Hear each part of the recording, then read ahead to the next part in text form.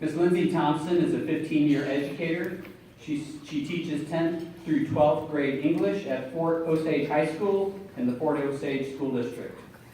Ms. Thompson discovered her love of teaching her first year in a double-wide trailer with no intercom, phone, or email. The day was September 11, 2001. As traumatized students entered her classroom crying and desperately wanting to contact parents, asking questions, desperately needing answers, she knew Julius Caesar wasn't going to capture their attention that day. They needed someone to give them the opportunity to discover their own voice and use language to discuss the complex issues about what it means to be human. Ms. Thompson says that listening to students find their voice and the confidence to tell their stories is awesome. But their voice in a story isn't the reason that she assigns an essay, or even the reason that she's a teacher.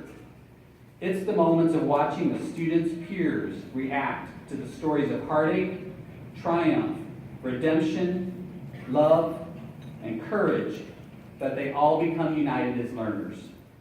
There is a specific instance when a student realizes that their peer, who may be a stranger, actually speaks their language.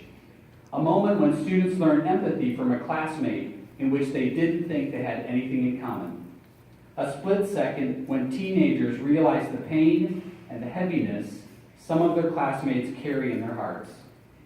These moments materialize in the wiping of a tear, a nodding of a head, a hug, or even a simple handshake or fist bump. Language, literature, and writing brings us all together. They encourage us to have compassion, empathy, and love. And love, above all things, is the reason Ms. Thompson is a teacher. Every single day, in teaching these 150 students, my most important job is helping students understand their place in the world, what it means to be human, using literature, reading, and writing to help them understand that. I want students who are graduating today to know that their voice is valued. They are teenagers, but they are so capable of influencing their local communities and the global communities in fantastic ways.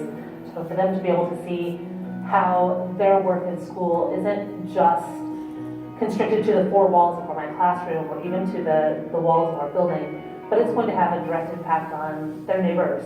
So I'm not sure that we can identify success the same for every single student, and I wouldn't want to. But there are some common things that when I see it happening, I think, there it is, that's fantastic. And it's those moments when the teaching is taken over by the students. When I get to stand back and facilitate learning rather than direct telling them, here's what should happen. I'm hoping that years later when I see students at Quick Trip or at the grocery store, they say, you made me realize that I loved reading, or that I could use writing to express my thoughts and my voice, and how to better form arguments so that people would listen. That says it all. That is the cherry on top of the sundae. That is exactly what I want to hear.